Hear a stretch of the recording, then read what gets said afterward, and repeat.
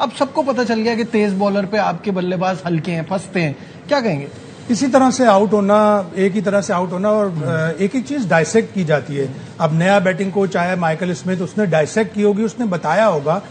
जितने भी एक्सपर्ट देख रहे हैं टेलीविजन पे, वो सब बता रहे हैं कि अजान ओवैस की क्या कमजोरी है, इमामुल हक पहले से कमिट कर जाता है, फ्रंट फुट इतना आगे प्लांट करते हैं सलमान आगा कि उनको इन स्विंगर पे अंदर आती हुई गेंदों पे प्रॉब्लम हो रहा है। बड़े बड़े स्वेटर पहने हुए, बड़े बड़े स्वेटर से आपको, वो शायद रिटेलर ने ये सोचा कि यार जैसे मम्मी सोचती है ना, अम्मी के बच्चों को इतना बड़ा स्वेटर दिलवाओ कि 3-4 साल स्कूल में निकल जाएं, तो बड़े बड़े स्वेटर पहन के बच्चे निकलते हैं। उसी तरह के बड़े बड़े स्वेटर, आपकी मूवमेंट हैम्पर होती है। 100% वो कैच अगर ले लेता सलमान आगा, छोटे छोटे मूवमेंट्स होते हैं जो आपको टेस्ट मैचों में ग्रैब करने होते हैं। एक रन पर अगर हैरी ब्रूक वहां आउट हो जाता है, और ऐसा नहीं है कि ऊपर करके बॉलिंग नहीं की, खुर्रम शहजाद और अब्बास ने शुरू में सेकंड डे 112 पे 2 से जब शुरू किया था, आपके पास रन्स थे, आपने पकड़ा था, रूट पे एक अपील हुई, वो अंपायर्स कॉल पे चला गया, वो बच गया।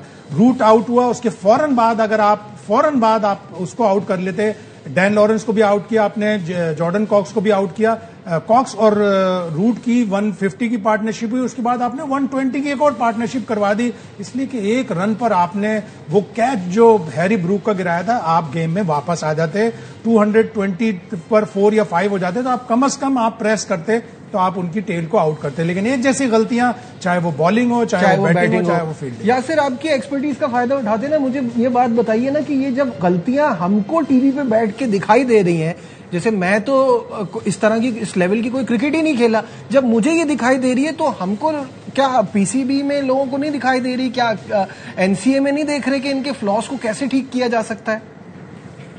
देखिए, एक चीज मेरे ख्याल से ये इस पे बहुत कम काम होता है कि एक प्लेयर है वो अपनी गलती को कितना जल्दी ठीक करता है। एडॉप्टेशन जिसे कहते हैं, अपनी वो रियलाइजेशन होती है। और उसके बाद, क्योंकि इधर ये जो ऑस्ट्रेलिया हो गया या इंग्लैंड हो गया, इन जगहों पे आपके पास टाइम नहीं होता। अगर आप फंस गए ना, तो आप फंस गए। हमारे बैट्समैन, मैंने मैक्सिमम 80 to 90%, मैं खुद भी, मैं अपनी भी बात करूंगा कि हम लोग जब गलती करते तो उसको सुधार नहीं सकते थे। प्लेयर वही अच्छा बनता है जो कि अपनी गलती से सीखे और उसको ठीक करे। और स्पेशली क्रिकेट में, क्योंकि क्रिकेट ऐसी गेम है जिसमें एवरी नाउ एंड देन गलती होती है, हर इंसान से होती है, हर प्लेयर से होती है, लेकिन वो कितना जल्दी गेम में वापस आता है, दिस इज वेरी इंपॉर्टेंट। इस चीज पे वर्क करने की और इस चीज को अवेयरनेस देने की जरूरत है। और उस पे मेरे ख्याल से अब देखें ना, अब आपकी जो रिपोर्ट थी बिल्कुल ठीक रिपोर्ट थी, और इसमें आपने हर प्लेयर की जो गलती है हमें नजर आ रही है, आपको नजर आ रही है, ऑब्वियसली उनको भी नजर आ रही होगी, लेकिन वो उसके साथ वर्क किस तरह करते हैं, वो प्लेयर के साथ वर्क किस तरह करते हैं, उनका वो जो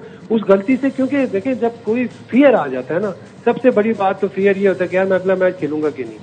अब हमारे सिवाय बाबर आजम के, आप मुझे बताएं अगले मैच में आपको पता है कि इमाम खेलेगा या इजान खेलेगा? नहीं पता ना, हमें ये नहीं पता अभी। हाँ, बिल्कुल ठीक है, बाबर किसकी जगह आएंगे? मतलब कुछ चीजें डिफाइन ही नहीं है। अगर आप दूसरों की सिस्टम की बात करते हैं तो उनके सिस्टम में क्लैरिटी होती है, डेफिनेशन होती है। और कोई प्लेयर अगर बाहर करती है तो उसको बताते हैं यार तुमने ये गलती है। हमारे साथ कभी ये नहीं हुआ, हमें कभी बाहर, मैं तो 250 करके अगले टेस्ट मैच में बाहर हुआ था, मुझे ये नहीं बताया था यार तुमने, मेरी गलती ये थी कि मैं सिडनी टेस्ट मैच में 250 किए, अगला मैच मेरा जो इंडिया में खेले तो मुझे बाहर बिठा दिया। अब मुझे तो नहीं पता चला कि क्या गलती थी। सेलेक्टर भूल गए होंगे कि आप पिछला टेस्ट खेले थे।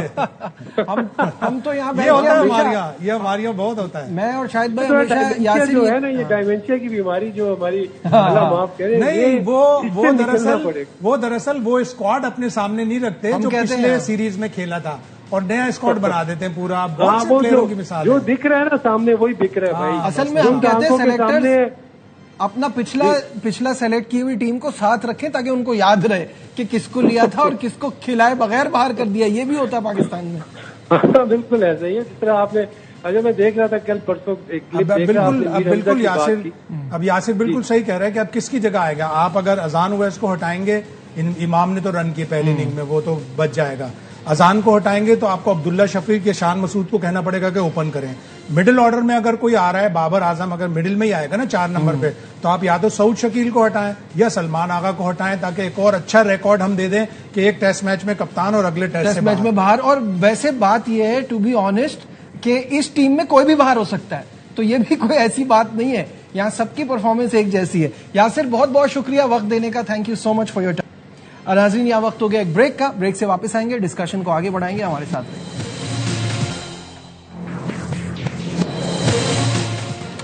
Glad to have you back once again to Sports Room। यहीं बैठ के हम हमेशा बात करते हैं कि पाकिस्तान की क्रिकेट कैसे इंप्रूव होगी। हम डोमेस्टिक के परफॉर्मर्स को चांस नहीं देते, लेकिन डोमेस्टिक में परफॉर्म करते हैं, यहाँ आके वो फिर एक्सपोज हो जाते हैं। जो गैप है वो शायद इतना बड़ा है।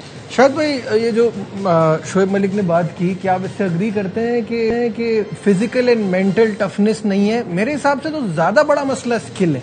जब आपके पास स्किल नहीं है, ये कहना कि हम जज्बे और जोश से कर सकते हैं, वो इस टीम के अंदर सलाहियत का भी बहुत बड़ा प्रॉब्लम है। नहीं, स्किल तो है ही है। स्किल तो आपको डेवलप करनी पड़ती है, और वो आप स्किल किस तरह डेवलप करते हैं कि दुनिया की टीमें अपने टॉप क्लास परफॉर्मर्स को, जो आपके डोमेस्टिक क्रिकेट के परफॉर्मर होते हैं, उनको ए टीम में मौका देते हैं। पहले हमेशा इंडिया और रेस्ट ऑफ इंडिया के मैचेस होते थे। रेस्ट ऑफ इंडिया कौन होते थे? जो डोमेस्टिक क्रिकेट के उनके परफॉर्मर होते थे। जब वो इंडिया की मेन प्लेयर्स के साथ खेलते थे, उनकी स्किल डेवलप होती थी। इसी तरह ऑस्ट्रेलिया है। कई जो वनडे टूर्नामेंट होते थे, उसमें ट्राई सीरीज के बजाय वो 4 नेशन करा देते थे, और ऑस्ट्रेलिया एक ही भी टीम डाल देते। एक फाइनल तो ऑस्ट्रेलिया और ऑस्ट्रेलिया ए के दरमियान भी हुआ था। तो जब आप अपने प्लेयरों को, फर्स्ट क्लास परफॉर्मर्स को डेवलप नहीं करेंगे, तो फिर इसी तरह होगा कि जब वो इंटरनेशनल क्रिकेट में जाएंगे तो स्ट्रगल करेंगे। आपको करना पड़ेगा कि आपको अपने डोमेस्टिक क्रिकेट के परफॉर्मर्स को ज्यादा से ज्यादा उस मुल्क भेजना होगा जहां आप अगले साल ट्रैवल कर रहे हो। अभी ऑस्ट्रेलिया ने फरवरी में 5 टेस्ट मैचों की सीरीज इंडिया में खेलनी है। ऑस्ट्रेलिया ए की टीम सितंबर में इंडिया का दौरा करेगी। 2 से 3 व्हाइट बॉल के आप मैच देंगे, और 2 से 3 आप उन्हें रेड बॉल के मैच देंगे।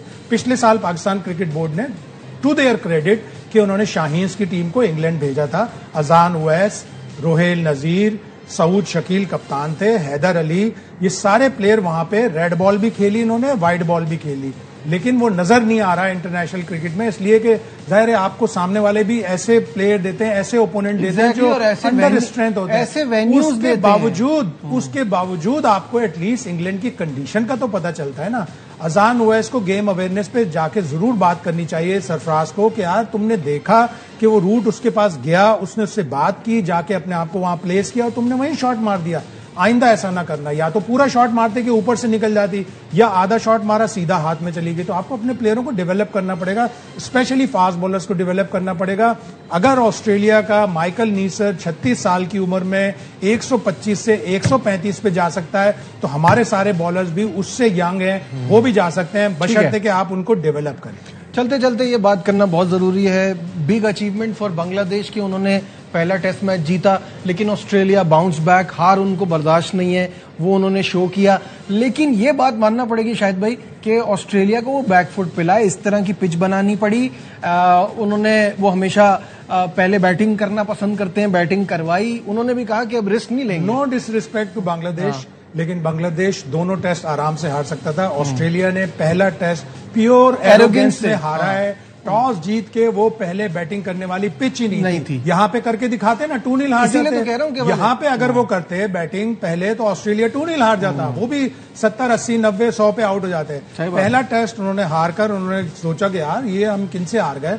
नो डिसरिस्पेक्ट, बांग्लादेश ने बड़ा इंप्रूव किया है, लेकिन अगर पहले टेस्ट मैच में बांग्लादेश पहले बैटिंग कर रहा होता तो ये series 2-0 Australia. And plus their bowling was just unbelievable. Bangladesh की बॉलिंग, अब सोचे आप नाहिद राना नहीं है तो उनके पेसर्स ने तो कमाल तो किया है। उनकी बॉलिंग तो बहुत इंप्रूव हुई है। और ये बात जब मैंने पहले भी आपको बताया था कि मुश्ताक ने मुझे 1 महीने पहले बताई थी कि उनकी फास्ट बॉलिंग और स्पिनर से वो कोशिश करेंगे कि ऑस्ट्रेलिया को 2 में से 1 टेस्ट मैच हराएं। इसका मतलब है उनकी प्लानिंग बिल्कुल सही थी। थोड़ा ऑस्ट्रेलिया ने भी साथ दिया। बिल्कुल ऐसा ही है। प्रोग्राम का होने जा रहा है। शाहिद साहब बहुत बहुत शुक्रिया। आज के प्रोग्राम में बस इतना ही। दीजिए अपने मेजबान नजीबुल हसनैन को इजाजत।